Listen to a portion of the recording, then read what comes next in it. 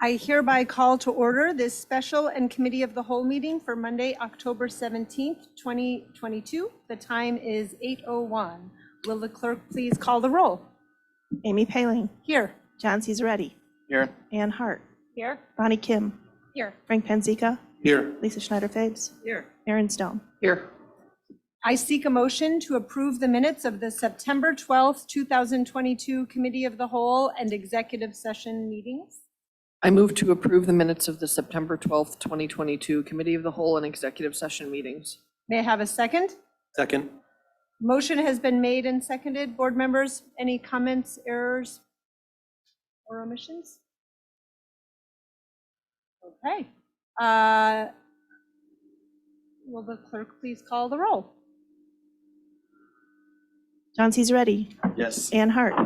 Bonnie Kim. Yes. Frank Panzica. Yes. Lisa Schneider-Fabes. Yep. Aaron Stone. Yes. Amy Paling. Yes, motion carries. So we will get started right away with Facility Development Committee. Mr. Panzica. Thank you. There's one item that I wanted to have an update on quickly. First was the 2022 construction work at Mackenzie. So I know it's not on the agenda, but could we start with that?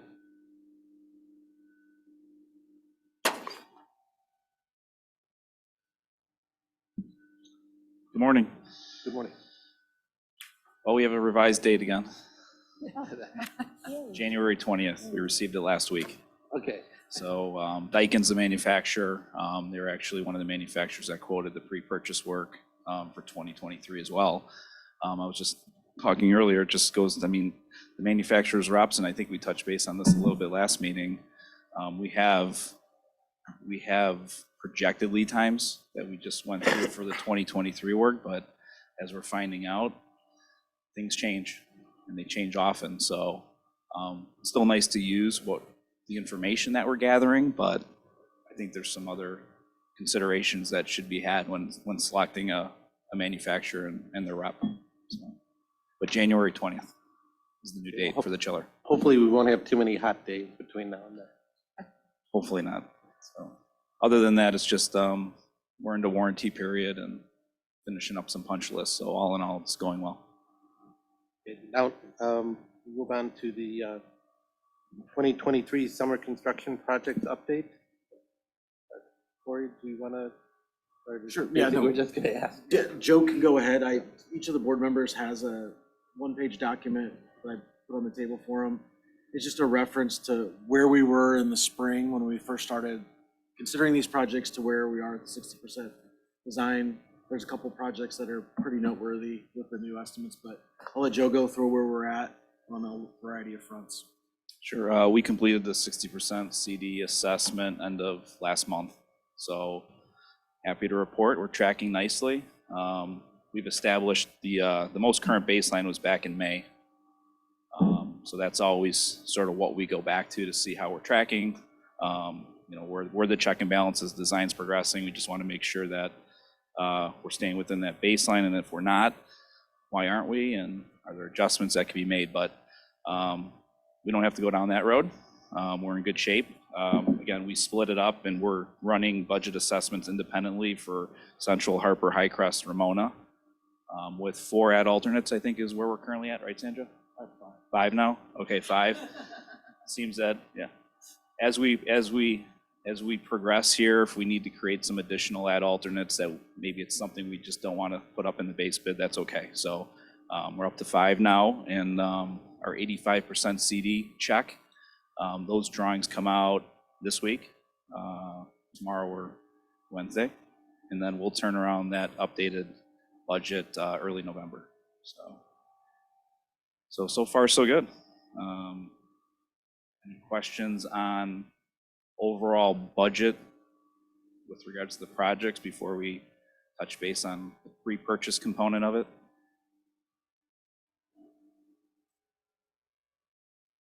Are you seeing the prices increasing as you go along, or basically it's a snapshot? I mean, we're still early on in the new bid cycle. We have opened up a couple larger projects. They came in where we expected them to. I mean, our new baselines that we establish now, take that in consideration. But since that change in the way we look at things, it seems to be what we expect. So. Anybody else have any questions for Joe?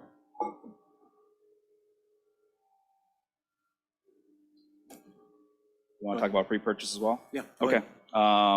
So running parallel with this, similar like we've done the last couple of years, we did a pre-purchase just to get the mechanical equipment on order as soon as possible to generate as much lead time capacity.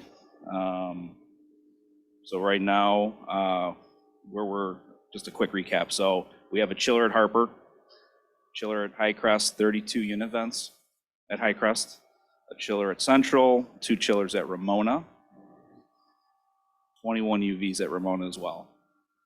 That's sort of what makes up the pre-purchase. We reached out to 4 to 5 manufacturers and their reps when we pushed out the design criteria and the information. We did get a healthy response. We received anywhere from 2 to 4 quotes for every piece of equipment.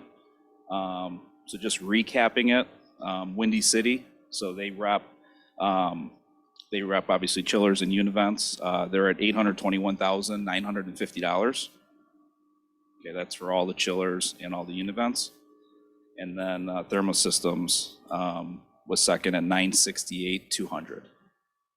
So there's quite a bit of differential there. The design team did review all the submittals to make sure that they meet the design intent. So we're to a point now where we can work with the district and prepare a district letter, which will get the order at least in the queue. So we will build in the date like we have in previous years. So we set up December 13th, I believe it is. That's the day after the board meeting, to be able to cancel the order without penalty. So that's kind of where we're at. Any questions? Questions on those? Thank you. Lead times, if you're wondering, I mean, Yes. so Windy City, 39 to 40 weeks is what they're saying right now. So that's the posted lead time for the chillers. That's Quantec. So if you remember, they were the manufacturer that we originally were planning on using, and then when they revised their lead time, I want to say it was maybe 4 to 6 weeks, which at the time we're like, wow, that's a huge difference. We need to go to the other manufacturer and look who we're still waiting on. So hopefully that won't happen again. But anyways, it's 39 to 40 weeks, and then univents are 9 weeks. So that's all the current information. Say that we have. again, 9? 9 weeks, yeah. So We'll take it. so the chiller, if you have, it's 40 weeks from what start date? It's 40 weeks from the time they release it. So once we turn over the letter, they'll get it into their system, and there's a release that'll take place here within the next couple of weeks, and then it's 40 weeks. So right around early August right now. 40 weeks should put us, it's in the summer. I mean, that's what they're projecting now. I mean, right. And then we'll just We'll call that best case. Yes, best case. Anybody else? So all in all, we're in a good position here. I'm glad we started the process earlier. Usually we're early the year of when we're bidding work and doing all this. So I don't think we could have gotten to where we're at much earlier than now. So nice. Thank you.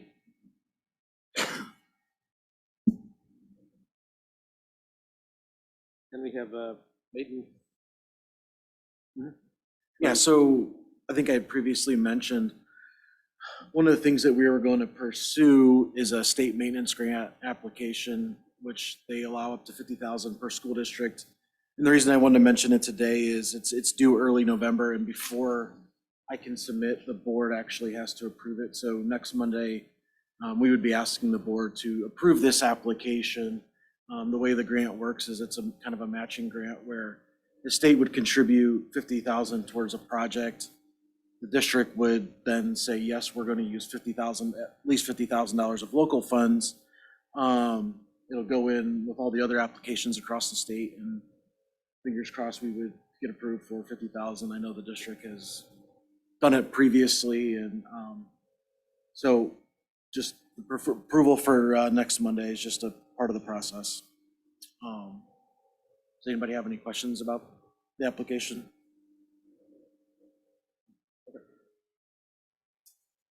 The straightforward, small projects then? Sorry, that again? What are the, Included in it? what kind of project? So what we're going to do is the application I'm going to submit, really could have picked about any of our projects that we've got going for next summer, but we've identified a life safety B item at Central. That will be a part of it, and then the overall chiller AC project will be a part of it as well, to get us up over that 100,000. It's easy if you can say, yeah, we're spending at least 100,000 on the project. So it's for what we're applying for. The application will just be for a building. So that's what will be on there. You have to identify the building, or? Yeah, you have to identify the building, the specific work that you're going to do, whether it's electrical or renovations or, some sort of like safety upgrades. Yeah, you have to be pretty specific in there. And that's, when are you turning that paperwork in? We would turn in that application at the early November. Thank you.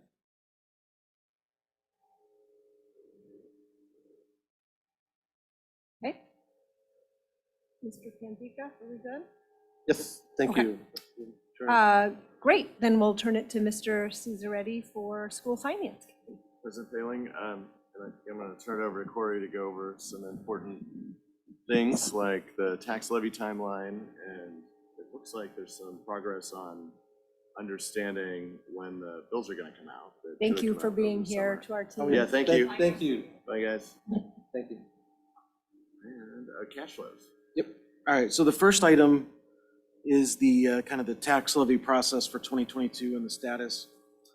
So included is a one-page document included for the board. I went listed out the dates of key items. So as we do our tax levy, there are a few key things that we've got to do each year. We've got to estimate the extension at a public board meeting. Then if we're going to ask for more than 5%, we needed to do the truth and taxation hearing, which includes publishing notice in a paper at least 7 days and no more than 14 days prior to the hearing. The board then needs to hold that hearing and approve it, and then the district would need to file that with Cook County by the end of this last Tuesday in December. So I've put the specific dates in here based upon some meetings that I've joined in late September, and then one last week that actually had 2 employees from the Cook County Clerk's office. And so then I also, after that meeting, had a conversation with the district's attorney about, what would make the most sense based upon what's going on. And so what we decided was for the November 7th Finance Committee, I will, present all the levy materials. Ideally, we would have at least a draft of the final 2021 tax extension amounts. It's possible based upon what the county clerk shared with a group of business officials last week. So at a minimum, I will present something. I'll present a draft even if I don't have those final amounts. But given what they shared, I'm pretty confident that by then, the following week on November 14th at our board meeting, where the board would actually hear the estimated levy, and then they would approve the estimated amounts, that we should have at least a draft by that day. Their target was to have all the taxing bodies a draft of the tax rate report by the first week of November. They thought it might, if that doesn't go quite perfectly, it may push into around Election Day on November 8th. And then in talking with our attorney, we can still, even if I didn't have draft or final 2021 amounts for either of those November board meetings, I could still estimate the 2022 levy based upon final 2020 amounts. Now, it would make the request look a lot larger than what is really happening. But that would be a recommendation from our attorney. And in talking with him, one of the things that he felt like was really important was when we do publish that notice, which I've got slated for December 1st, was if we have that final extension amount, to have those actual amounts in there, in that notice leading into the December 12th board meeting. And then on December 5th, I would firm up and just kind of confirm with the board that, hey, we have received the final tax extension amounts. December 12th, we would hold that hearing and then ask the board for adoption of the 22 levy.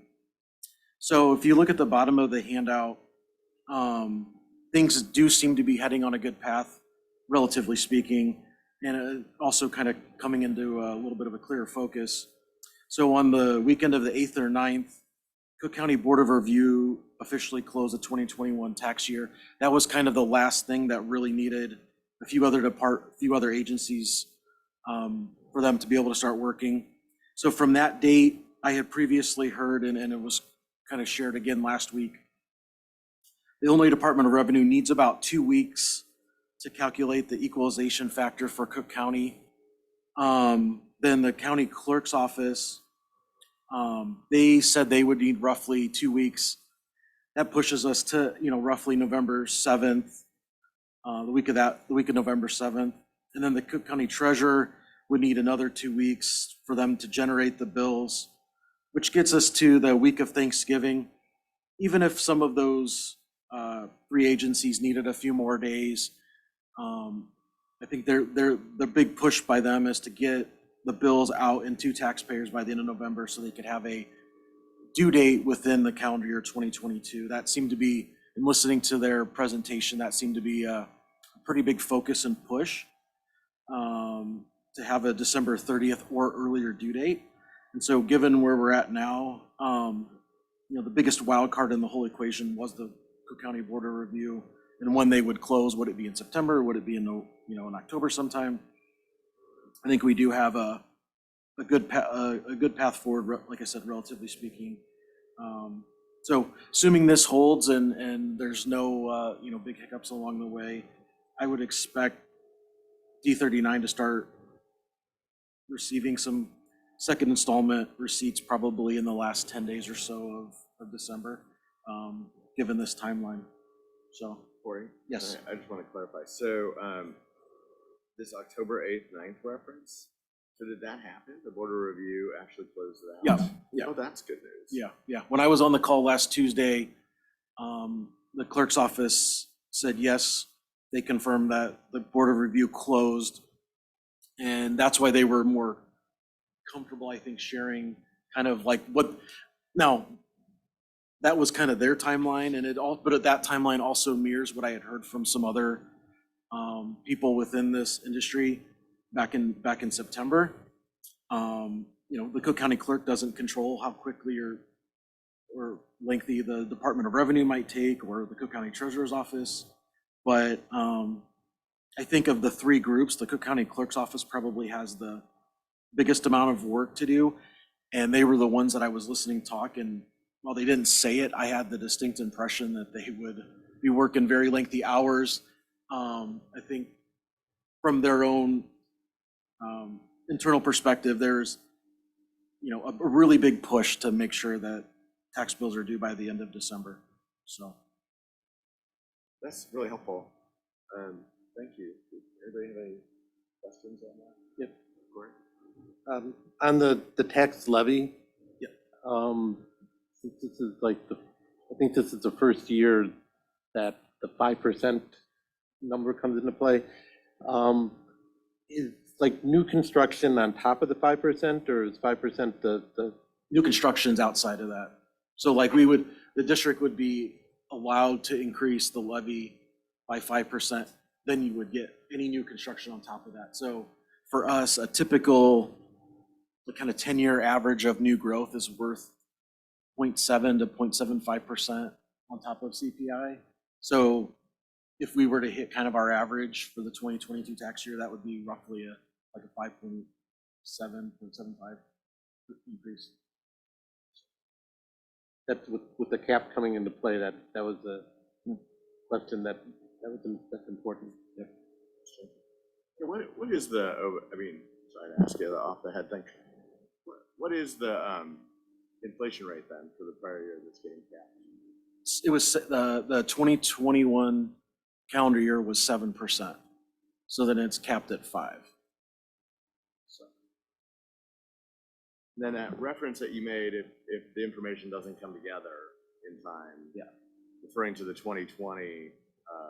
Yeah, so if we were to have to estimate, because one of the things that our attorney shared with me was you really should be estimating, like I shouldn't, well, what he discouraged was taking the 2022 estimate and making that an estimate on the 2021 estimate. Sure. Because that, how do you know you're trying to be truthful to your community? And so you take 2020 because it's the last known amounts. And so you would really be taking what we asked for last fall, then adding that on top of an already, by the last, 30 years, this is the biggest number since the tax caps have come into play. And so you would really be inflating, and then, everything gets published in the paper, and you're really not asking for that. You're doing it because a couple of agencies didn't do their job. So if you're not doing that, so. I would agree. All right. Thank you. Yep. Oh, Frank. Yeah, I guess it's in terms of, not for today, but for the next meeting.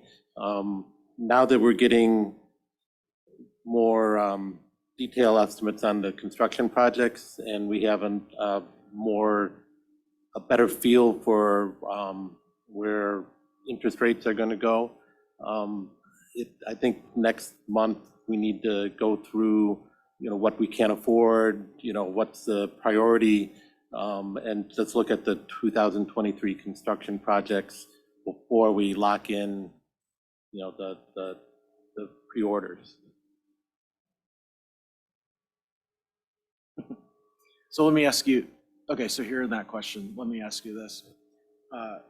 Dr. Krimskully and I were talking last week about, so I had been in touch with Liz, right? Like the interest rates every month or every other month, they're going up. How does that impact? And so she could either come to the finance committee either in November or December, or I guess theoretically both. I went back and forth on which would be better. I mean, if she comes in December, we're going to open bids before the December finance committee, so we would have like known amounts. And then it would also, the expectation is that at the November Fed meeting, they're going to raise it another probably 0.75. It would give us another month of information that she could share what the borrowing might look like. Or we could have her come next month and kind of update us and say, this is where we're at now relative to what some of these projects are. I guess it would be board preference. We can do either. But I also had planned that like once we get, right, like in December, we do the updated 5-year projections. We would have known bid amounts, and I would have information from Liz on what borrowing might look like. And so as part of like December Finance Committee and / facilities, like that would all be there for the board to absorb, think about, and offer some feedback. And then you'd, like the following Monday on, I think it's December 12th, is when the board would be asked to vote yes or no on all the individual construction projects. So I guess, since we're talking about it, Options, yeah. what does the board want to? Well, it sounds to me like the interest rate is probably an important issue and more of a wild card. So, if you're comfortable with Liz's input, I think. Okay. Early, what that could be, that would be helpful. So are you saying have her come in November or December? I was going to leave it to Corey. Yeah. Whatever you think makes sense. If you think she should come in twice, that would work. I mean, if you want, I don't know how much would change a lot in 1 month. I was trying to hope to avoid having her come twice, but I could talk to her and see if she has an idea or has a feel for which she thinks would be a better presentation for the board. So, Okay. Yeah, that's the only concern I have with the December is if the numbers right. are different than we expect, or if a discussion goes in a different way, that like the next day is when we have to make a decision on the pre-orders. So November gives us 2 shots at it, that if we Yeah. have a discussion in November, we can come back in December and tweak it if we need to. Yeah, that's a good point. I could think we certainly, I agree guess with what I that. could do is, I will talk to Liz and see which she thinks is the better meeting to come present at. But I could also have her and her staff run updated numbers. That's not, that they do that pretty quickly in the past when I've asked for things like that. So I think at a minimum, if she were to say, I think December is a better month for an in-depth discussion, I could at least have what the borrowing might look like in a couple of different ways for November at a minimum. Maybe she will pick November to come, but I think either way we would be covered. And then either way, even if we had updated like what it would cost to borrow for the November Finance Committee, and then things changed, in the month, between November and December, we could always have them update them yet again. And I know one of the things every time I either email or talk to her on the phone is, okay, Liz, when do you think in 2023 should we issue this debt, right? Like, should we try and do it in January, February? Like, do you think? And every time she's like, I can't predict the future.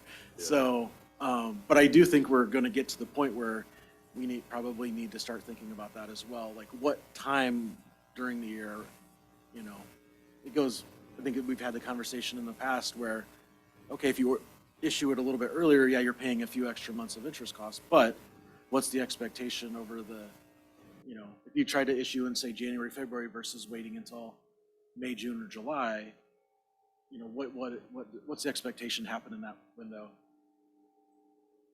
I'm excited. I just think there's a lot of numbers, and it'd be nice if we had a discussion in November that would get us a baseline, and then the December we'd have, I agree with you, would be Frank. knowledgeable. Yeah, and I think that's the plan. It sounds like it. Okay. Yeah, and I think we're worried about, okay, how high is interest gonna go? Because we're now competing with everybody for money. Mhm. So we'd have a internal discussion in November, and sounds like, Yeah, we can do that. okay. And then the best part, Yeah. cash flows. Yeah. All right. So the next item that I've included for board members, we did a cash flow by individual fund, and then I aggregated it on one page for the board. And so the starting point was the money that we actually had at the end of September. So we're starting with a very recent known amount. The good news is that, given what we've heard from people in the Kirk County Clerk's office, I'm projecting that we'll end the month of December with just over $11 million. So I think where I'm at is, given the timelines, the expected timelines, and what I'm seeing is our cash flow, I don't believe we need to pursue short-term borrowing at this point. If something really extraordinary were to happen in the last few months in Cook County, and they were to be, really unexpectedly delayed, that may change. But from what I'm seeing, I don't believe we need to pursue any short-term borrowing. We should be good. Assuming those collections start to come in late December, and then the bulk of it would come in early January, right around the new year.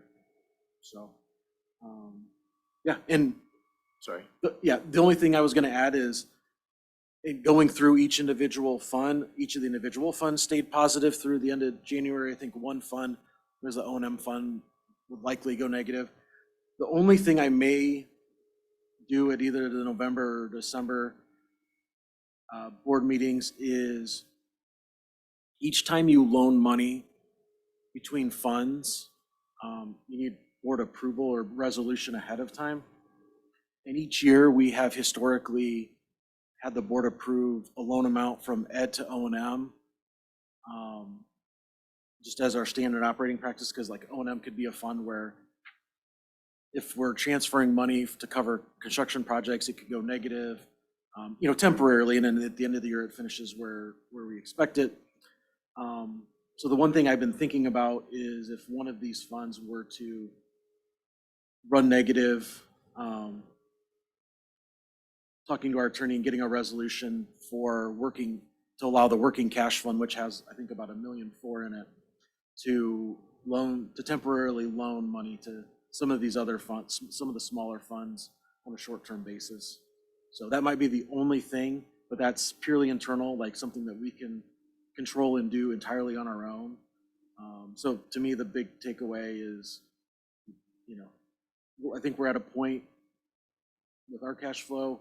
County's at a point where I think short-term borrowing is not in our future this year. So, is there any questions? I love too good to be true. So I do have a question. Someone asked me if we have lines of credit. That was such a good question. And I said yes, but I'm pretty sure I was wrong.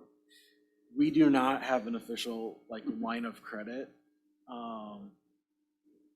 But if we were, it would be a similar process to issuing tax anticipation warrants, where the board would need to pass a resolution. Any kind of debt, whether it's short-term or long-term, would require board involvement. So, Would you sleep better if we had one? I would sleep the same whether we had it or not. All right. We're All right. we're in a good spot right now. All right. Well, something to think about. Any other thoughts? Yeah, I just wanted to get a feel percentages, because I think reserves is percentage more often than I think in terms of dollars. It looks like from October to January, we run through about 24 million. September, I assume, was a little bit higher than that even, but so percentage wise, what is 24 million work? Is that about just under 40%?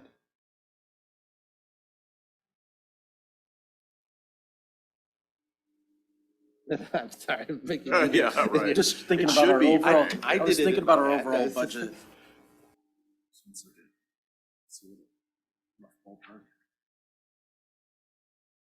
Yeah, it's probably 40 or just slightly over. So I guess the point of that is that when I look at reserves and we look at 40%, this is one case where we used 40%. So that is why the 40% number is where it is. So Good data point. that was why, because dollar numbers and percentages, they change so much, you don't get a real feel for that. But, so, okay. Thank you, Corey.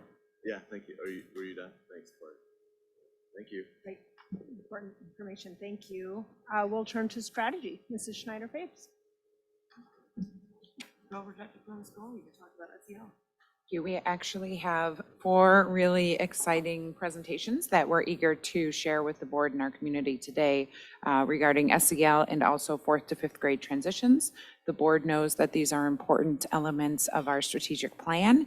We've been making a focused effort on this, and we have Kelly Jackson here with us today to provide the board with an overview of the work and some of the progress we've made thus far.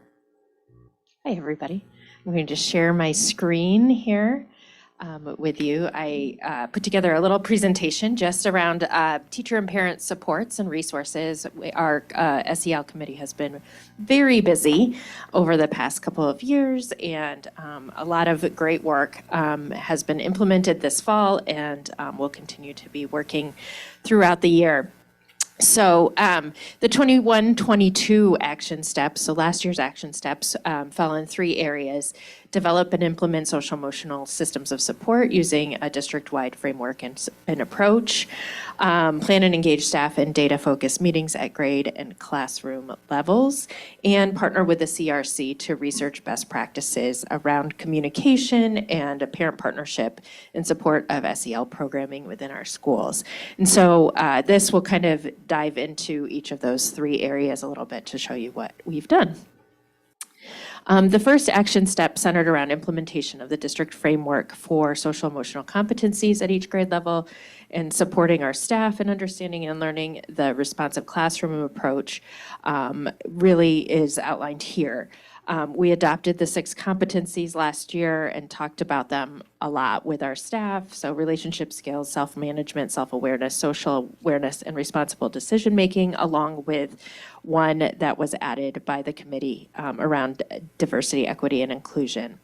Then over the summer, after we were confident in District 39 staff's understanding of the competency areas, the levels of development for students in those areas, and their practice, using sample lessons to support instruction in those areas, the SEL committee undertook 2 main projects. The first one was to develop objectives for each grade level that encompass the competencies and targeted social emotional skills that were developmentally appropriate for the students and were aligned across the K-8 experience. So these were outlined for teachers and also supported common vocabulary elements were given to teachers that were also aligned across the K-8 experience. These objectives and vocabulary were then developed into guidance documents that teachers can use to guide their instruction throughout the year. And I'll show you a snippet of those in a minute. Next, we had a team researching the best materials for instruction at different levels. So last year, you might recall that we did an all-staff training on responsive classroom. We wanted to build on that and explore additional materials, especially at K-4, to support the instruction in the classroom. So we were looking for flexibility in use, alignment with our objectives and competencies, and potential resources for tiered instruction. That is our project for this year. So they looked at a whole bunch of different curriculum and resources and really fell into the everyday speech SEL curriculum. This was piloted actually at Central last year, and so we already had several teachers that were experienced with it and really appreciated the flexibility of use with it to support the different objectives.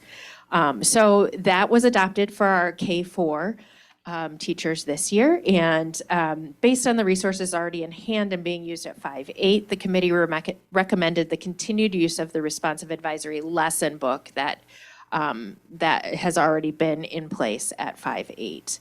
As we've entered this school year, we've had Institute Day trainings in both elements of the responsive classroom approach and everyday speech SEL, and we've started a responsive classroom cohort to advise and support greater implementation of responsive classroom practices district-wide. So as I mentioned, here's a little outline of the guidance for teachers. So on the screen, you'll see the small pictures, but I'm gonna go into our website and grab a little bit bigger picture for you. So we have internally for our teachers just a whole SEL resource page, but you can see that on this page, there are just, there's a teacher guidance document for each grade level. So if I were to click on one of those, it makes it bigger. And you can see here, all teachers have received links to these. They have PDFs of them and what have you, but they outline 3 to 5 objectives. So for this second grade, they have 5 objectives. Those are listed here. And underneath, you can see which competencies they address. Then there's common vocabulary that goes along with those and some look for. So second grade students demonstrate these competencies by raising their hand or taking turns. The second page for teachers outlines connections to the everyday speech curriculum, which lessons they would use to address that objective. They may use others or other resources, but we wanted to target specific lessons in everyday speech. And then below is kind of a continuum to help them guide how what they are seeing in the class and how to plan for that. So if all the students are really showing that they're meeting that competency, then they're ready to move on to the next. So that's just what the teachers got, and those are pretty much the same at every grade level, just with different objectives and different lessons tied to them.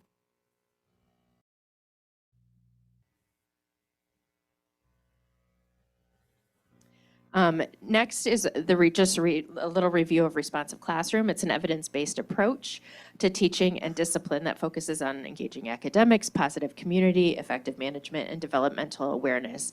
It's not a curriculum per se, it's more of an approach to building community in the classroom, and then it gives teachers the tools with which to support the foundational learnings of social emotional learning.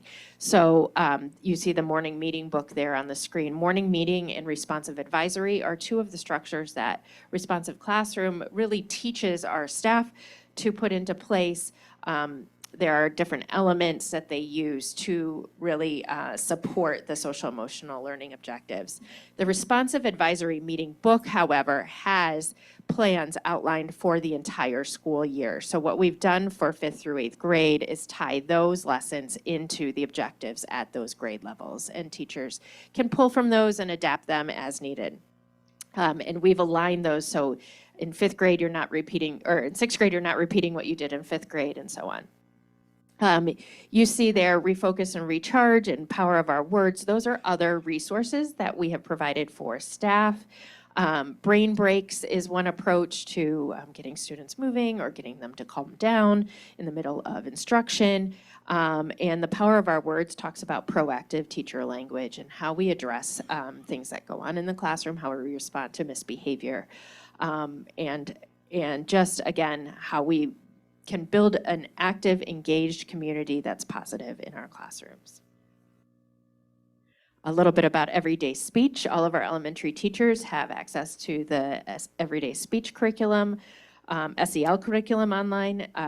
There are scope and sequences. They have access actually to every single grade level. So while we've targeted different lessons, they can pull from different grade levels as needed to support more learning in a specific area.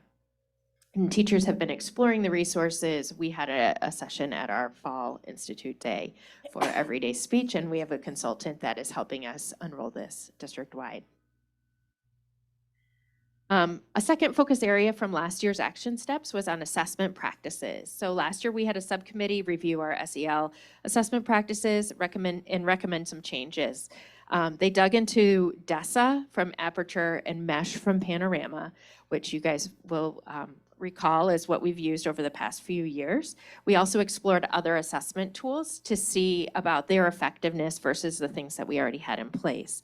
After examining those tools as well as our current tools, a recommendation was made that we continue with DESA, but adjust our use. It was previously at K2 or K3, no, K2, excuse me. And we recommended that we go back to using it K4, so for all of our elementary students. The DESA is a teacher-administered quick survey, just a screener for SEL skills. And then the committee recommended we continue with MESH, but take that out of 3rd and 4th grade and move it just to 5th through 8th grade. So that is where we are at now. We realized that also for K4 students, we were missing the student perspective. So the DESA is only the teachers filling out a survey. We weren't gaining insight into really what the students were feeling, so it's just from the adult perspective. So we explored a tool called SEL Web, or SEL Web. They have an early elementary and a late elementary version. They also have a middle school version that we may explore in the future. But at the elementary level, we decided to adopt SEL Web. It's a student taken assessment, and it's all on the computer. The students do it with headphones. It's narrated, so students don't need to read. And so some of the elements of SEL Web are, they show a picture of a face, and the student says that person's happy or sad or angry. And then they give them some different scenarios. We have linked and we sent out to parents just an overview of the different areas. So emotion recognition, social perspective taking, social problem solving, those are kind of scenario based, and then they pick, how did the student feel in this scenario, or how did Bobby feel in this scenario? And then self-control, and those are kind of gamified. So it's getting the rocket to a certain spot, and it's picking some of the shapes that are the same or different, and then it may not work exactly the first time. So there's a level of frustration that then they tolerate. And so I'm just going to go back to my presentation. So with that, we've really found some success. The initial feedback has been very positive from teachers at the elementary level. They're very excited to see how their students' input lines up with what the teacher input is, and to do some more in-depth conversations around the data that we're receiving from that and how we can intervene better. At the 5-8 level, we only have had the student perspective with MESH for the past couple of years. And so we've adjusted some of the questions on there to really target some areas. You'll recall sense of belonging is one that we've been looking at. And then we are going to revisit relationship mapping, which is a tool out of the Harvard Making Caring Common project. And what it does is we go through every student in the school and talk about connections to those students, adult connections to those students. And where we see holes with the kids, then we make a plan to help to connect them even further within the school environment. And we are also looking forward to looking at our MESH data, so the kid perspective, and overlaying that with our relationship mapping work and making sure that we're kind of catching everybody in the process. Parent communication was our third area. We teamed with a CRC last year and looked at how we could do better at informing parents and also creating that parent partnership with social emotional learning. We created a web page last year, just an initial web page. It's currently under reconstruction. I'm working with Leo on creating a better, more user-friendly web page, but you can access some of these items there currently. We also created parent documents that are similar to our teacher documents, and included some resources for families. Part of our web page will also include our family engagement sessions that we've been having over the years, so parents can access those videos really quickly and through multiple venues. And so we're continuing that work, but I just wanted to show you a little bit. You can see the parent guidance docs. They're right there, they look the same on the front. And then on the back, there's two different boxes. The first one is try this at home. So practice using I statements with your child, or practice identifying a problem when it occurs, and talk to your child about how they might solve a problem. So just giving parents some guidance as to how to kind of manage some of those social emotional learning items at home, and then also some resources to use. Some of them are just general, and then some of them, you can see I pulled this off of first grade. So first grade self-management tips, first grade relationship skills, what you need to know, and then some video resources also through Castle and other resources that we have used regularly. We gave every teacher curriculum night slides so they could introduce the objectives at their grade level and also share with parents how to access these resources. Some parents printed out PDFs and gave them to their parents, or some teachers printed out PDFs and gave them to their parents. And then this is just the website that's currently under the academic section, I believe, of our district website, but you can see there's a brief description of some of our SEL resources, and then parent resources. All of these docs are listed on that page. I'm not going to wait for it to load in because you've already seen it. So I want to break here before I go into the 4th to 5th grade transition to see if you guys have any questions or any thoughts about any of this.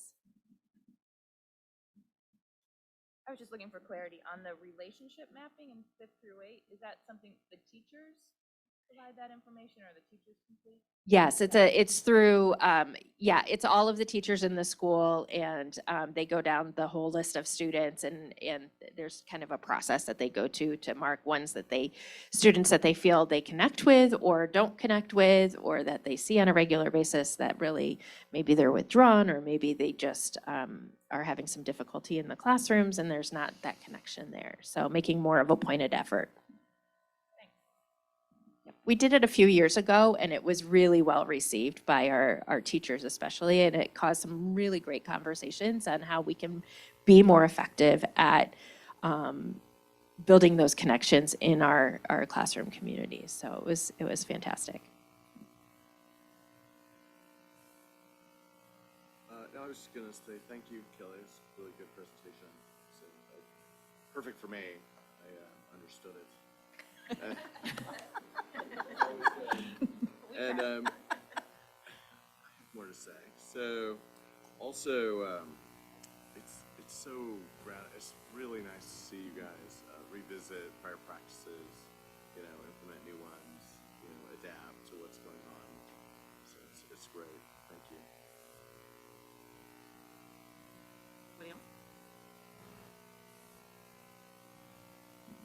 All right, I'll move on to my next one. And this one's a lot shorter, so no worries. So as you know, 4th to 5th grade transition happened over the summer. And last year, one of the goals in our strategic plan under Goal 4 is to strengthen partnerships by connecting, collaborating, communicating with families. And one of the strategies under there was to implement strategies to better support successful transitions from 4th to 5th and 6th to 7th grade.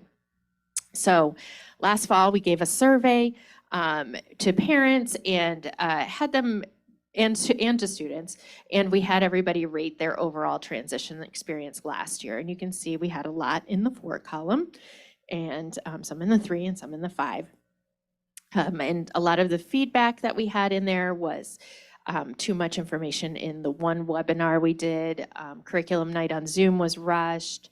There were a lot of lingering questions about the structure and the schedule, and students with IEPs. And people wanted more information on extracurriculars, and then 2 really resounding pieces of feedback were we want to meet our teachers at orientation, and we want to have an opportunity to meet kids from other schools.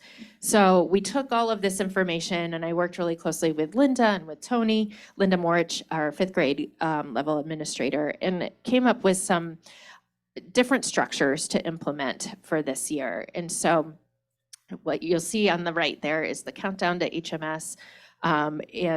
What we did was we had 3 topic-specific webinars. We started in February with a transition kickoff, kind of went through what the world language selection process was, but also gave just a general overview of some of our hot topic questions, like what are the hours of the school day, or how many classes do you have, that sort of thing.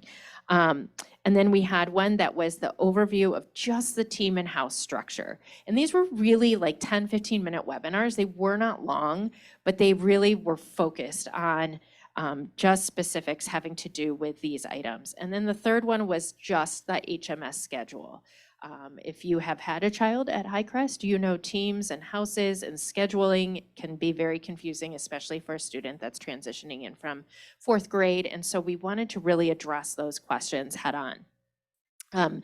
We also heard from families of students with IEPs that it was really difficult to get some of their specific questions answered in just a one meeting kind of one-hit wonder, if you will.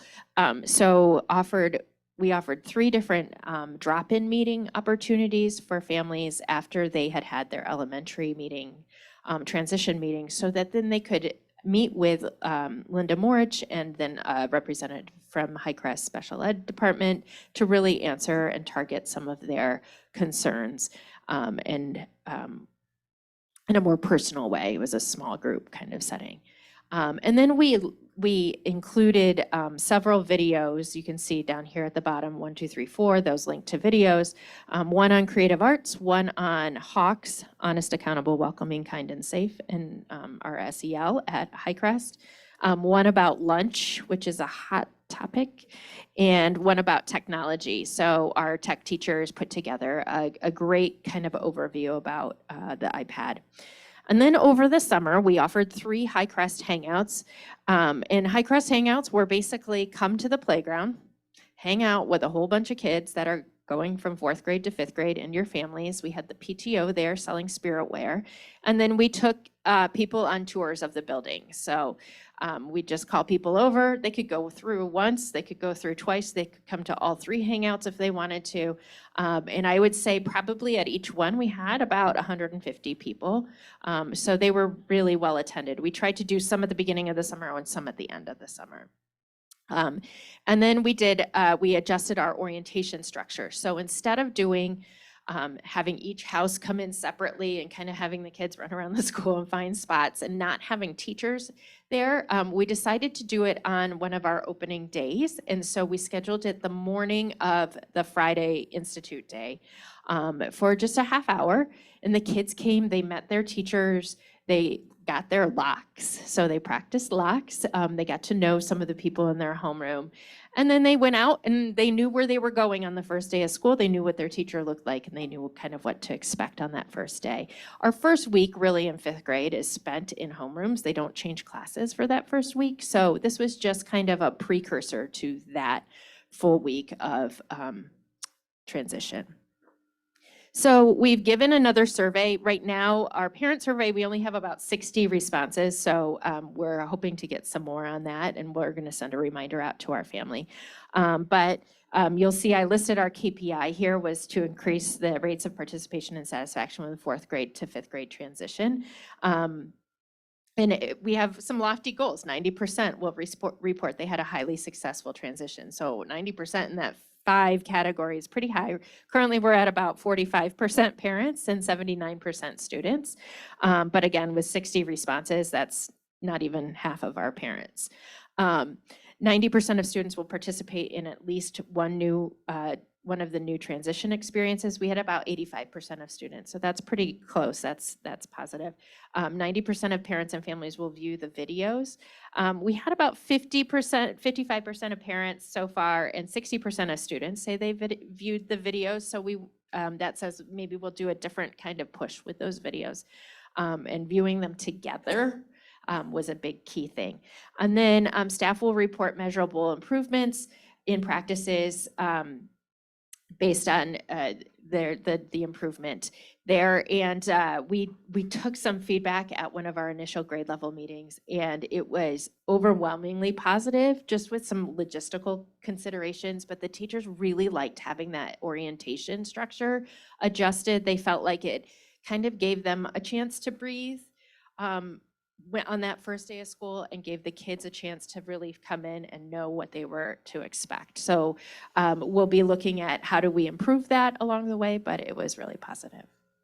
So that's all I've got for that, if there's any questions or thoughts. So I just want to build off of what John said earlier, which is just, who could ask for a more open and responsive approach? I mean, you're looking for what people are asking for and putting in different options. I just think it's phenomenal. And I can see that this all would be so helpful to people making the transition.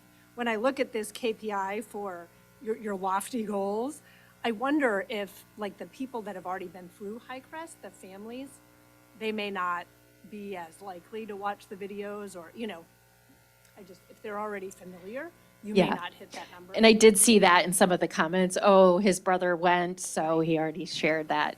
Yeah. There were several of those, so.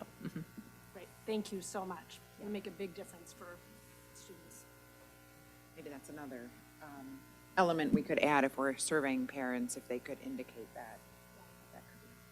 Thanks.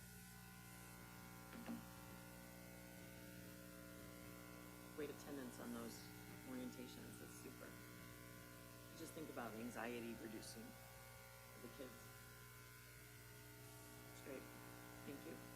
Great, thank you.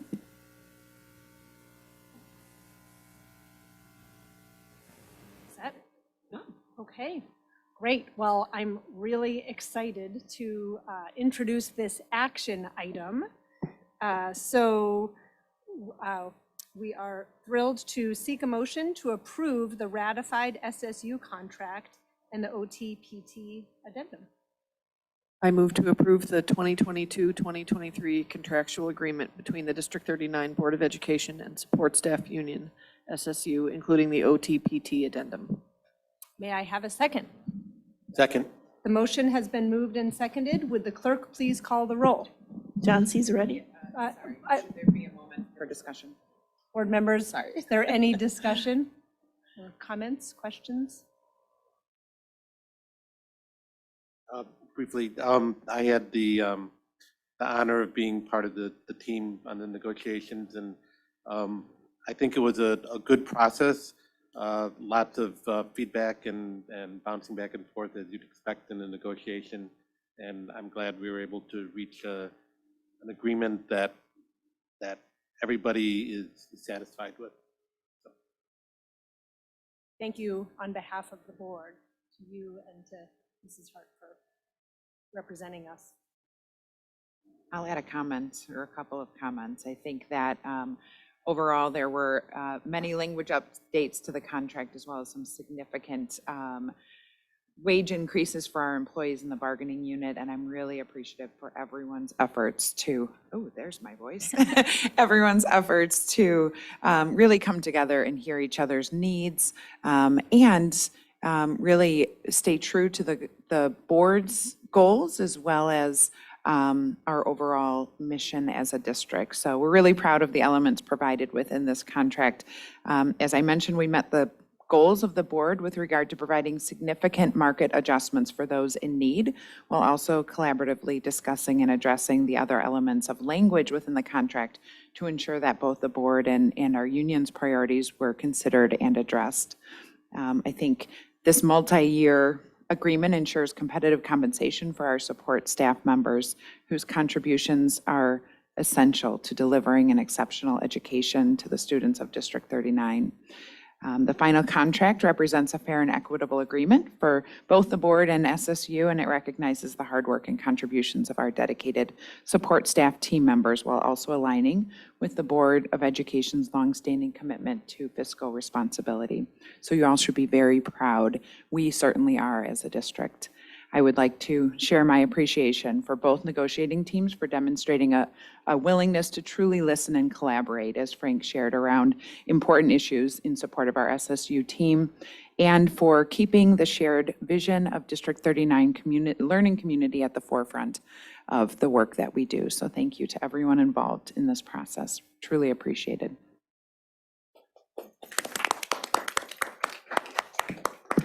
Terrific. Any other thoughts? Okay, will the clerk please call the roll? John Cesar ready? Yes. Ann Hart, Yes. Bonnie Kim, Yes. Frank Panzico, Yes. Lisa Schneider-Fabes, Yes. Erin Stone, Yes. Amy Paling. Yes. Terrific. Motion carries. This is an opportunity for the public to address the board. Are there any community members present who wish to speak? I don't see any. So I will turn to old business. We're going to, I'll turn it to Dr. Kremiscoli for a policy discussion. Yes, we have a policy that was pulled by the board from the consent agenda at the September board meeting. So this is the board's opportunity to further discuss proposed changes to this policy.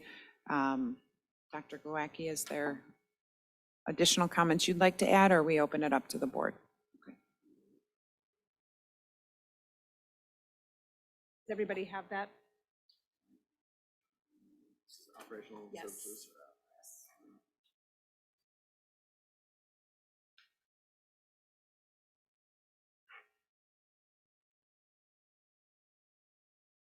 Board members, discussion? I think the philosophical question of whether or not we veer from press's recommendation, or, you know, clearly we had a much more detailed previous Yeah, policy. I've been thinking about this review, you know, and what it means and why we're doing it. And I think we were more or less on the same page about it. Makes sense to streamline our, you know, our practices, right? Our policies, and base them on the law and press.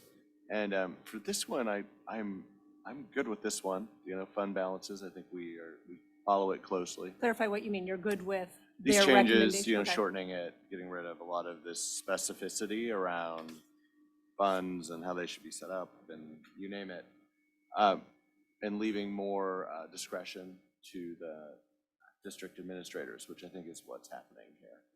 So the issues that I have, the thing that I have issues with are kind of political decisions. I don't really see that here. I think there's enough oversight. Thanks. Can you just refresh everybody's memory why this was pulled? I think there was just a question of whether more should be delineated, as had been the case, and then others who felt like what's recommended makes sense. Yeah, it's a big change, certainly that this is one that is a bigger shift. Personally, I agree with Mr. Cesarretti. Yes, Mrs. Hart. Thanks. Generally speaking, I think that I'm comfortable with pulling the majority of it. A lot of it is just definition and procedural, and I'm absolutely comfortable pulling it. I guess, from what we've seen today with our financials, we're in an excellent place and it's been incredibly well managed. I do wonder with the days cash on hand, if that's something worth keeping. Again, I'm not at all uncomfortable with where we are right now. I think it's excellent, but who knows what the future will hold. And from a guidance standpoint, is there any value in keeping that one clause? I think that's an important note to make and certainly important for the board to discuss. It is noteworthy that much of the rest of the policy is definitions. And so while it looks like there's a significant change, there's so much background to it that I think you've noted one of the key parts that the board may wish to discuss and provide direction on.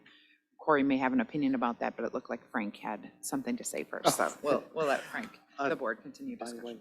That was exactly the one that I was going to bring up. I mean, the board has a responsibility for setting guidelines, and the lack of specificity is useful in some cases, but in the case of cash on hand, I think that's something that the board should be actively involved with. And if we can, identify a number that we're comfortable with, that's good. If we just leave it totally open, it can change by boards and by administrations, and you never really know where you hit that guideline. I think it's part of what the board's responsibility is to have some guidelines. Not opposed to that. Other thoughts? Corey, in practice, how does that work to guide, how does that serve to guide the work of our business office?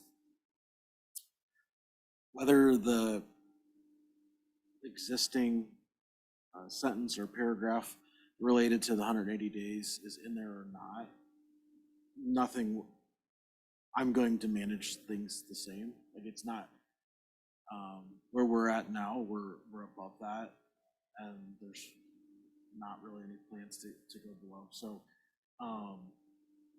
whether it's in there or not, it's not really going to impact kind of the decision making.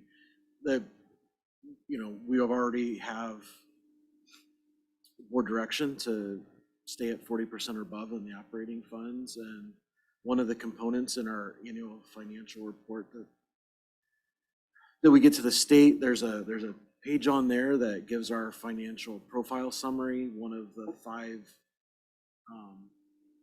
items that are scored is days cash on hand. So, like, if we were to, the kind of fund balance, days cash on hand, they are not always the same, but they're very closely correlated. So as long as we have all of these other things in there, if the board said, hey, let's pull it out, or if they want to keep it, we're going to approach things the same way. So you're saying it's sort of redundant? Yeah. I mean, from my perspective, it is certainly redundant. If the board had not had the direction to me to keep the fund balance at 40% or higher, then, it would be, I think, more important than it is now. But yeah, they are fairly redundant. They are different distinctions, but I mean, do you see a value in having this clause in for future boards or future business administrators? Yeah, there could be some value. I mean, I don't know that our 40% fund balance is in a policy. It's more, I think, than board of directive. This is actually in the policy. So if something were to happen in the future where the board was presented with a situation where let's have a change in direction, then it would just take the extra step probably of modifying policy as well. But yeah, from my perspective, whatever the board wants to do is fine by me. Yeah, I think it's a good idea, and it looks aspirational. Strive. So, And also realistic, right? yeah, it's something we'd want to do anyway. Is everybody comfortable with that approach? This is not a final reading, but it is Provides us direction for Yeah. how to draft Right. the next reading, but yes. That addresses the main issue that I was bringing up. Okay, do you have the direction that Perfect. you need? Yes, thank you. Terrific. Thank you, everyone. Is there any other old business? As long as we were talking about policy, I think there was another policy that we had sent back, I think a couple meetings ago now. Do you remember what it was about? If you give me a minute, I would, but. It was regarding the board and employment of family members. There you go. Yeah, That was the one, yes. it's coming back for first reading based on the feedback you gave at committee of the whole in September. It'll come to first reading in October.